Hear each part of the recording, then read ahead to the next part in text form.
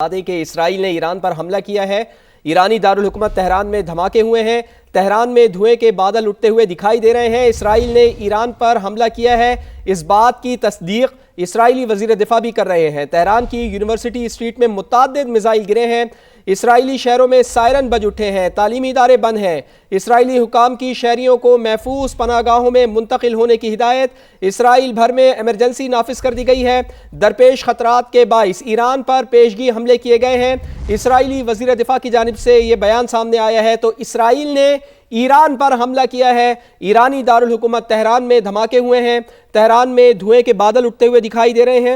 اسرائیل نے ایران پر حملہ کیا ہے اور اسرائیلی وزیر دفاع نے بھی اس کی تصدیق کی ہے۔ تو جمیل احمد صاحب، بڑی اہم بات کی ہے جوہر سلیم صاحب نے، انہوں نے کہا کہ یہ پریشر ٹیکٹکس ہیں، ابھی امریکہ اس میں شامل نہیں ہوا ہے، ابھی ابتدائی طور پر اسرائیل نے یہ حملے کیے ہیں۔ تو آپ کیا سمجھتے ہیں کہ more pressure to build Iran کے اوپر بلڈ کیا جائے گا؟ اسی وجہ سے ہم یہ دیکھ رہے ہیں کہ اس طرح کی کاروائیاں اسرائیل کی جانب سے کی جا رہی ہیں اور پھر بعد میں آگے جا کر پھر امریکہ اس کو جوائن کرے گا۔ اور سب سے اہم چیز یہ ہے جو نکتہ دیا ہے جوہر سلیم صاحب نے کہ کیا کردار ہوگا رشیا کا اور چائنا کا اس وار کو لے کے؟ جی، رشیا اور چائنا اس وقت یہ بتاتا چلوں آپ کے ناظرین کے لیے کہ جو نیول ایکسرسائز چل رہی تھی تو رشیا کی جو وارشپ ہے اور چائنا کی وارشپ اس وقت اسٹیٹ آف ہارمز کی دوسری پار موجود ہیں، انہوں نے جوائنٹ ایکسرسائز کی ہے ایران کے ساتھ، اور وہ میں نہیں سمجھتا کہ ایکٹیویٹ ہوں گے جب تک کہ امریکہ اگر شامل بھی ہو جائے تو ان کی ایکٹیویشن کا مطلب یہ ہے کہ دنیا ایک بہت بڑی خطرے میں گر جائے گی اور وہ پھر نیوکلیئر فلیش پوائنٹ تک بات پہنچ سکتی ہے۔ تو لہٰذا محسوس یہی ہو رہا ہے کہ چائنا اور رشیا پہلے مرتبہ کی طرح یہی ان کی کوشش ہوگی ڈپلومیٹک سائٹ پر کہ کسی طریقے سے اس اسٹرائک کا جو رائٹ آف ڈیفنس ہے جس ایران کا انڈر آرٹیکل 57 اگین، کیونکہ اس کی ساورنٹی اور ٹیریٹوریل انٹیگریٹی جو ہے اس کو وائلیٹ کیا گیا ہے آرٹیکل 2 کے تحت اقوام متحدہ کے چارٹر کے۔ تو جس طرح قاسم سلیمانی کی اسیسینیشن کے وقت اربیل میں بیس پر حملہ کیا گیا تھا امریکہ کے، اور جس طرح جب B-2 بمبر نے حملہ کیا تھا ایران پر اور اس کے بعد کیلیبریٹڈ، جس کو میں کہتا ہوں کہ کیلیبریٹڈ رسپانس ایران نے دیا 72 گھنٹے پہلے بتا کے دیا، اور اسی طرح ایران نے جب اسرائیل نے ایران پر حملہ کیا تھا اور جس طرح ایران نے پہلی مرتبہ جو ہے اسرائیل میں اپنے میسائلز پہنچا دیے تھے، وہ تمام جو وہاں ان کے ایئر ڈیفنس سسٹم ہے، تھاڈ میزائلز، تھاڈ جو ہے ان کا سسٹم ہے دنیا کا سب سے بہترین سسٹم، اور پیٹریاٹ ان ساروں کو چیرتا ہوا کچھ جو میزائل پہنچے انہوں نے تباہی مچا دی تھی حیفا میں اور مختلف جگہوں پر تل ابیب میں۔ یہ جب کل میرے پاس خبر آئی تھی تو اس کا ذکر میں نے کچھ جگہوں پر کیا تھا کہ امریکنز کو ایویکویٹ کرا دیا گیا تھا پرسوں اور اگلے گزشتہ 2 دنوں میں، تو اس سے اندازہ ہو رہا تھا کہ اس کی آمد ہے اور ہر اشارے مل رہے تھے۔ تو اس چیز کو اگر دیکھا جائے تو یہ ایک، اگر ایران، کیونکہ اس وقت جو بحری بیڑے، کیونکہ جیرارڈ فورڈ جب پہنچا اس پانی مر میں تو خطرات کی گھنٹی اور بجنا شروع ہو گئی، اور جیرارڈ فورڈ اس وقت موجود ہے جو سب سے بڑا دنیا کا بحری بیڑا ہے۔ تو اس وقت یہ خطرے کی گھنٹی بج رہی تھی اور اندازہ ہو رہا تھا یہ کور دیا گیا ہے اسرائیل کو کہ اگر ایران نے حملہ تو کرنا ہے واپس اسرائیل پر، ایران کی بقا کا سوال ہے۔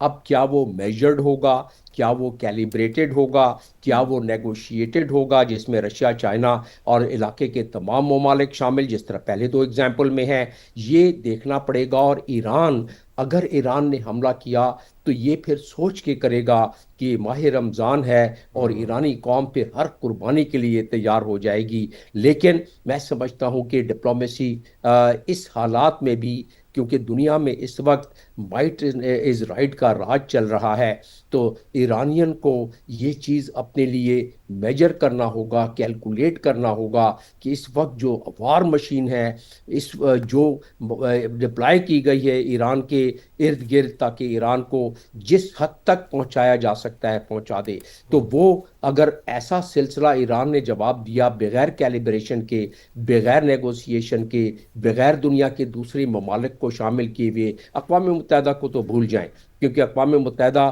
کی سیکورٹی کاؤنسل ویٹو ہو جائے گی، لیکن رشیا اور چائنا بہرحال وہ اس میں اپنا فعال، اور جو مڈل ایسٹ کے کنٹریز ہیں، مڈل ایسٹ کے کنٹریز کو آپ کو پتہ ہے خاص طور پہ کہ گلف کنٹری کی، کہ ان کی سانسیں رکی ہوئی تھیں کہ اگر ان کا حملہ ہوا تو جواب آئے گا ایران کی طرف سے، اور پھر ان کی بھی تنصیبات جو ہے وہ نہیں بچیں گی، اور ان کی بھی اکانومیز خراب ہو جائے گی۔ تو ان تمام چیزوں کا اگر احاطہ کریں تو جو پرابیبلٹی اور پاسبلٹی نظر آ رہی ہے کہ ایران میں جو دانشمندانہ اگر فیصلہ کیا اور کریں گے وہ، کہ اگر انہوں نے کیلیبریٹڈ اٹیک واپس نہیں کیا اور ان کیلیبریٹڈ اٹیک کر دیا، اور خدا نہ خواستہ امریکہ، کیونکہ بتا دیا تھا ایران نے، یہ بات میں آپ کو بتاتا چلوں کہ بتا دیا تھا ایران نے کہ اگر اسرائیل نے بھی ہم پر حملہ کیا تو ہم جو رسپانس کریں گے وہ ہم امریکن بیسس پر بھی کر جائیں گے۔ تو اس لحاظ سے وہ آٹومیٹکلی ایک دفعہ کہہ چکے ہیں، اس سے ڈٹریکٹ کیسے کریں گے؟ اور اگر انہوں نے امریکن بیسس پر حملہ کر دیا تو پھر اس کا مطلب یہ ہوگا کہ ایران بالکل اپنی جو انہوں نے قربانی کا ہر قسم کا فیصلہ کر لیا ہے، جی کیونکہ پھر جو یہ آپ نے میزائلوں کی بڑی خبر اچھی آ رہی بات تھی کی چائنا کے 300۔ جمیل صاحب، بڑی اچھی بات کی کہ ایران نے پھر ہر قسم کی قربانی کا فیصلہ کر لیا۔ جوہر سلیم صاحب، چونکہ ایران کی سوورینٹی اور ٹیریٹوریل انٹیگریٹی پر حملہ ہوا ہے، تو اب ایران کے لیے دانشمندانہ فیصلہ کیا ہو سکتا ہے؟ چونکہ ایک طرف ہم دیکھ رہے ہیں کہ ابنائے ہرمز میں جرال فورڈ کھڑا ہوا ہے، وہ بیک کر رہا ہے اسرائیل کو، پھر اسرائیل مسلسل دباؤ ڈال رہا ہے اور کسی طریقے سے اتنا دباؤ ڈالنے کی کوشش کر رہا ہے کہ ایران ریٹیلیٹ کرے۔ تو اس صورتحال میں ایران کے لیے دانشمندانہ فیصلہ کیا ہو سکتا ہے جوہر سلیم صاحب؟ جی بالکل، اس سے پہلے میں وہ اپنی بات مکمل کر دوں، جی جی جو میں چائنا اور رشیا کے رول کی بات کر جی رہا تھا جی نا، جی تو دیکھیے جو میں نے کہا تھا بہت اہم ہے۔ تو دیکھیے ان کا رول یہ نہیں ہے کہ وہ کوئی جنگ میں شامل ہو جائیں گے کسی طرح سے، یا کوئی اس قسم کی کوئی امکان اس قسم کا ہو۔ وہ رول یہ تھا کہ چائنا اور رشیا ریسنٹ منتھس میں، جو پچھلے کچھ مہینے گزرے ہیں، اس میں یہ بہت سارے جو اشارے ملے کہ انہوں نے کوئی ویپن سسٹمز پرووائڈ کیے ہیں ایران کو۔ اب وہ ویپن سسٹمز کیا تھے؟ کچھ اشارے یہ ہیں، کچھ اینالسٹ یہ کہہ رہے ہیں کہ وہ کچھ میزلز انہوں نے ان کے ریپلینش کیے ہیں جو ختم ہو گئے تھے، کچھ یہ بھی کہہ رہے ہیں کہ کوئی ان کو زیادہ جدید میزائلز دے دی ہیں، کچھ یہ کہہ رہے ہیں کہ ان کو کوئی ڈیفینس سسٹمز دیے ہیں۔ اچھا، اب یہ اہم ہے کہ ان کو کیا ملا ہے، خصوصاً چائنا سے اور رشیا سے بھی، لیکن زیادہ اہم ہے کہ چائنا سے کیا ملا ہے، کیونکہ ان کی اس وقت ڈیفینس ٹیکنالوجی جو ہے وہ شاید زیادہ بہتر ہے۔ تو وہ جو ہے دیکھیں، کیونکہ وہ کیوں اہم ہے؟ وہ اس لیے اہم ہے کہ وہ ڈیٹرنس کریٹ کرتا ہے۔